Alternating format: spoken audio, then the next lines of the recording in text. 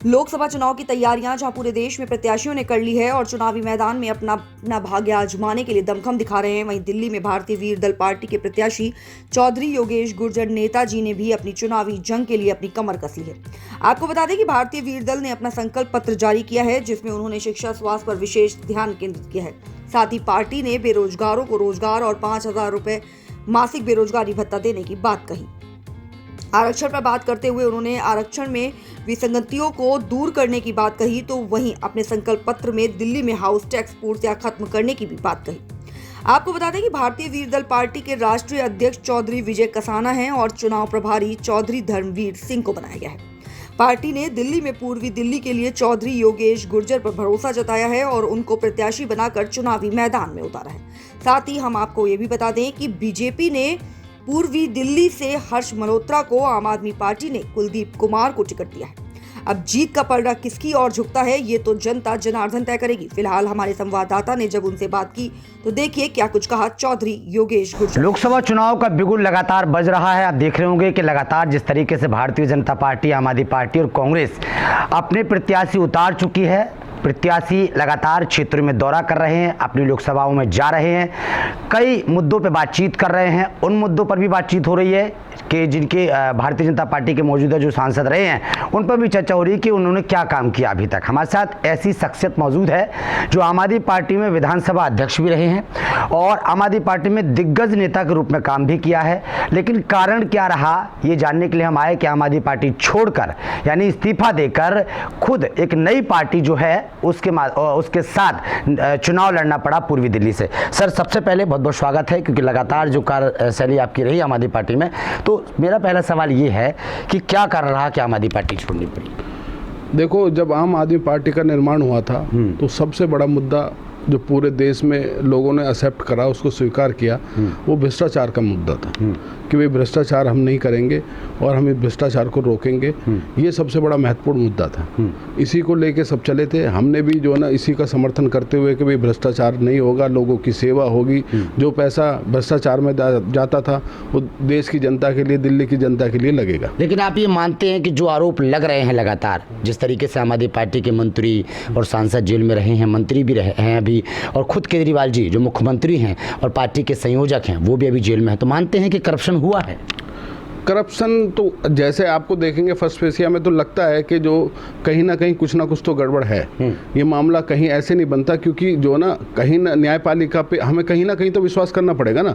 अगर हम जो ना अब संविधान के तहत जो भी एजेंसियां काम करती हैं वो अपना काम कर रही हैं, फिर न्यायपालिका अगर वो गलत काम कर रही है तो न्यायपालिका उसको सही कर देती, लेकिन कहीं ना कहीं न्यायपालिका ने भी इनको राहत नहीं दी, तो इसका मतलब लगता है कि कहीं ना कहीं कोई ना कोई गड़बड़ है। लेकिन सीएम केजरीवाल, आम आदमी पार्टी के सभी नेताओं का ये आरोप होता है कि भारतीय जनता पार्टी और प्रधानमंत्री नरेंद्र मोदी आगामी 2024 के चुनाव को लेकर हमसे डर रही है, केजरीवाल जी से टक्कर नहीं ले पा रही, इस तरीके के कई बयान दिए जाते हैं। इसको मानते हैं आप?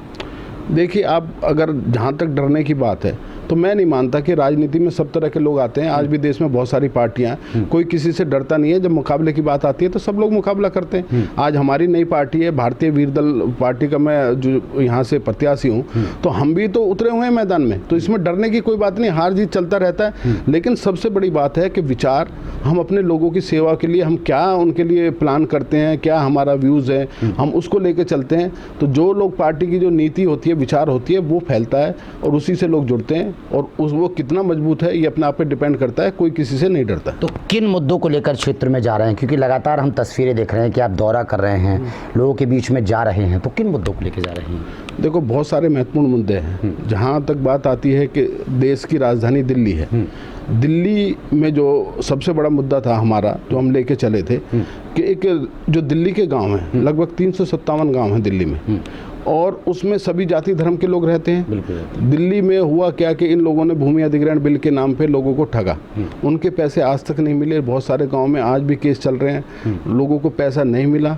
उसके अलावा इन्होंने उन दिल्ली के गांव की इतनी बड़ी अनदेखी करी कि उस दिल्ली के गांव की ज़मीन पे बड़ी बड़ी कॉलोनियाँ, अच्छी अच्छी पॉश कॉलोनियाँ बसी, लेकिन दिल्ली के गाँव को इन्होंने बिल्कुल दरकिनार कर दिया। उन दिल्ली के गांव की इतनी बुरी हालत कर दी, दुर्गति कर दी कि वो आज जो ना छोटी छोटी चीज़ें के लिए, मूलभूत सुविधाओं के लिए तरस रहे हैं। मेरा सवाल ये है कि आपने पूरी दिल्ली की बात की है, कोई इशू नहीं है, लेकिन सवाल ये है कि जिस पूर्वी दिल्ली लोकसभा सीट से आप प्रत्याशी बने हैं इस पार्टी से, उस पूर्वी दिल्ली लोकसभा सीट में क्षेत्र में क्या कुछ कमियां हैं जो आपने देखी, फिर आपने सोचा कि अगर आम आदमी पार्टी ने हमें टिकट नहीं दिया है तो मैं इस पार्टी से चुनाव लड़के उन मुद्दों को पूरा करूंगा? देखो, पूर्वी दिल्ली में बहुत सारी समस्याएं हैं। पार्किंग की समस्या हर वार्ड में, हर उस क्षेत्र में है, पूरी दिल्ली में है। हमारे जो पहले एमपी रहे, 2 बार हमने यहाँ बीजेपी को मौका दिया, इस पब्लिक ने बीजेपी को एमपी बनाया, लेकिन उन लोगों ने क्षेत्र का बिल्कुल भी ध्यान नहीं दिया।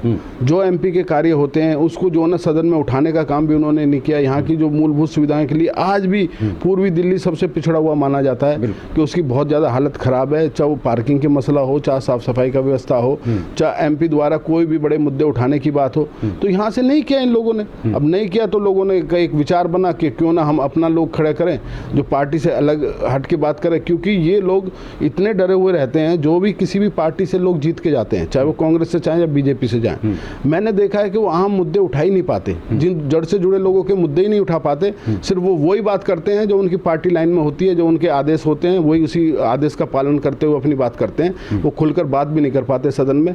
ये सबसे एक महत्वपूर्ण चीज़ है कि जो आज छोटी छोटी पार्टियां बनकर पूरे देश में आंदोलन कर रही हैं या जन जागरण कर रही हैं, उसकी सबसे बड़ी वजह यही है कि जो वहाँ के लोकल मुद्दे हैं उनसे कहीं ना कहीं ये बड़ी पार्टियां वंचित कर देती। लेकिन जिस पार्टी में आप रहे हैं, आम आदमी पार्टी में, उसी पार्टी के प्रत्याशी कुलदीप कुमार जी, जिनकी तारीफ मुख्यमंत्री अरविंद केजरीवाल ने जमकर की कि दलित घर से आते हैं, बहुत अच्छे व्यक्ति हैं, कोंडली से विधायक हैं। दूसरी बात, दूसरी तरफ सामने भारतीय जनता पार्टी के हर्ष मल्होत्रा जो मौजूदा महामंत्री रहे हैं दिल्ली प्रदेश में, और कहीं ना कहीं कहा जाता है कि वो ग्राउंड के नेता हैं, क्षेत्रीय नेता हैं। तो इन दोनों नेताओं को कैसे टक्कर देंगे योगेंद्र जी आप? देखिए सर, जहाँ तक कुलदीप कुमार जी की बात है, वो दलित कैंडिडेट हैं, ये सोचकर अगर वो चुनाव लड़ रहे हैं, सबसे बड़ा मुद्दा होता है काम। मैं भी गुजर कैंडिडेट हूँ और इस वाली आपकी लोकसभा में बहुत सारे गुजर संख्या है, बहुत बड़ी परसेंटेज है। बात उसकी नहीं है। कुलदीप जी ने उन्हें सराहा और केजरीवाल जी ने उन्हें सराहाया, उनकी पार्टी का है, उन्हें सराहाया होगा। मैं आज भी आपको एक दिखा देता हूँ मैसेज कि वहाँ के लोगों को आ रहा कि पानी गंदा आ रहा है और विधायक जी नहीं सुन रहे। आज जो है कुलदीप जी से तो हम इसलिए टक्कर ले सकते हैं कि जब ये विधायक बनकर हर बात पे ये कहते थे कि एलजी साहब नहीं करने दे रहे, एलजी साहब नहीं करने दे रहे, हमको यहाँ रुकावट आ रही है, वहाँ रुकावट आ रही है। कल को लोगों ने इन्हें एमपी बना के भेज भी दिया तो ये कहेंगे मोदी जी नहीं करने दे रहे। तो इनका तो नियत ही नहीं है काम करने की, इनका तो मतलब सीधा है, हंगामा खड़ा करना इनकी नियत है, काम करने का इनका कोई विचार नहीं है। हर्ष मल्होत्रा जी की अगर हम बात करें तो उनके बारे में, हर्ष मल्होत्रा जी, आप देखो बड़ा ताज्जुब की बात है कि वो विश्वास नगर से आते हैं, सॉरी इससे रोहतास नगर से। पूरी लोकसभा में बीजेपी को एक मजबूत कैंडिडेट नहीं मिला जो दूसरी लोकसभा से उन्होंने आदमी को जो ना इम्पोर्ट किया।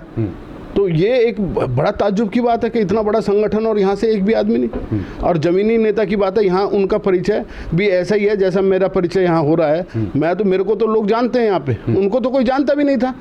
और बात उसकी है कि जब 2 बार हमने किसी चीज़ को देख लिया, काट की आंडी एक बार चढ़ती है, बार बार नहीं चढ़ती है। 2 बार बीजेपी को जिता के भेजा, लेकिन उन्होंने काम नहीं किया। हमारे पास एक नीति है, अगर मैं यहाँ से जीत के जाता हूँ, पार्टी में देश का प्रधानमंत्री कोई भी बने, लेकिन मैं सदन में खड़ा होके एज ए भारतीय वीर दल के पार्टी का होने के नाते अपनी बात को पूरे जोर शोर से सदन में उठा सकता हूं। चाहे कांग्रेस आए चाहे बीजेपी आए, मैं अपने क्षेत्र की बात उठा सकता हूं, उनका विकास कर सकता हूं। इसी भावना के लिए, जनसेवा को लेकर मैं चला। क्षेत्र की जनता यानी लोकसभा की जनता ने मौका अगर योगेंद्र जी को दिया तो सबसे पहले कौन से मुद्दे रहेंगे जिनको वो पूरे करेंगे, वादे पूरे करेंगे? देखो, सबसे बड़ी आज की तारीख में देश में सबसे बड़ी समस्या है रोजगार।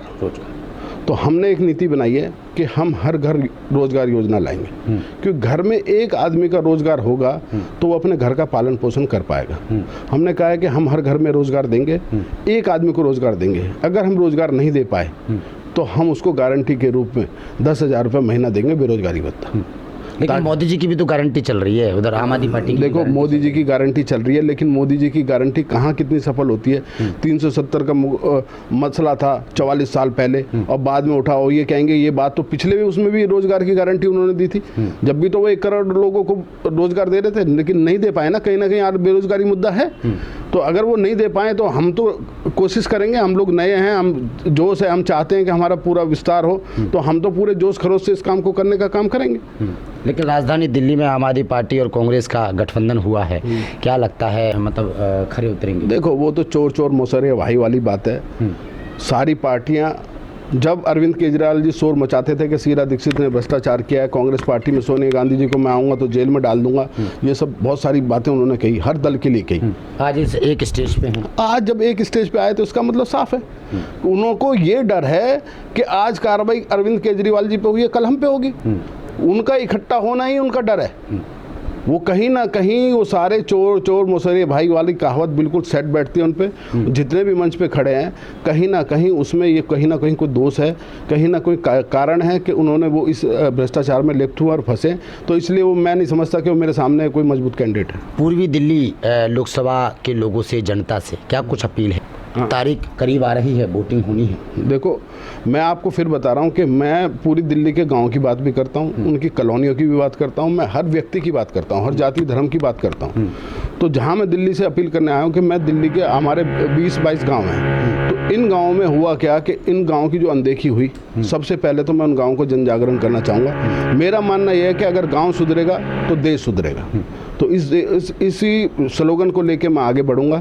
मैं गांव को भी देखूंगा, मैं उन कॉलोनियों पे भी देखूंगा, क्योंकि पार्किंग एक बहुत बड़ी समस्या है, लेकिन यहाँ पर कोई काम नहीं हो पाया है। पार्क की साफ सफाई नहीं हुई, गांव जो भी कॉलोनी है उनकी साफ सफाई भी बहुत बड़ा मुद्दा है। और एमपी के बहुत सारे काम होते हैं जिनको सदन में उठा सकते। ग्राउंड के जो ग्राउंड के मुद्दे हैं उन पर आप काम करेंगे? मेरा मकसद यह है कि मैं जो जमीन पे जो मुद्दे हैं ना, मैं उन्हीं पे काम करूंगा, ताकि जो ना लोगों को पता चल सके। मैं सच्चे मन से उनकी सेवा करना चाहता हूं कि जिस मुद्दे को लेकर, जिस चीज़ पे वो मेरे पे विश्वास कर रहे हैं, मैं उस चीज़ को खरा उतरूं। चलिए, बहुत बहुत शुक्रिया आपका, हमारे साथ जुड़े हुए थे। लगातार सभी प्रत्याशियों से हम चर्चा कर रहे हैं, सभी प्रत्याशी अपने मुद्दे बता रहे हैं, और खासकर भारतीय जनता पार्टी के प्रत्याशी, आम आदमी पार्टी के प्रत्याशी जिस पूर्वी दिल्ली से खड़े हुए हैं, जिस पार्टी से, वहीं आम आदमी पार्टी के कुलदीप कुमार आप जानते हैं अच्छे से, जिनकी तारीफ मुख्यमंत्री अरविंद केजरीवाल जी ने बड़े अच्छे से की थी। और आज हाँ, रियल ये बात भी है कि दलित समाज से वो आते हैं। आज भी उनके फादर कहीं ना कहीं जो तस्वीरें हमने दिखाई थी। और दूसरी तरफ हर्ष मल्होत्रा जी हैं, जिनको ग्राउंड का नेता कहा जाता है, वो पूर्वी दिल्ली से भारतीय जनता पार्टी के प्रत्याशी हैं, लगातार कर रहे हैं, लोगों का समर्थन मिल रहा है और लोग स्वागत भी इनका कर रहे हैं। लेकिन ये तो आने वाला वक्त बताया, क्योंकि जनता जनार्दन है। 25 तारीख को पता चलेगा कि किसका भाग्य खुलता है। कैमरामैन के साथ ब्रजेश कुमार, दिल्ली।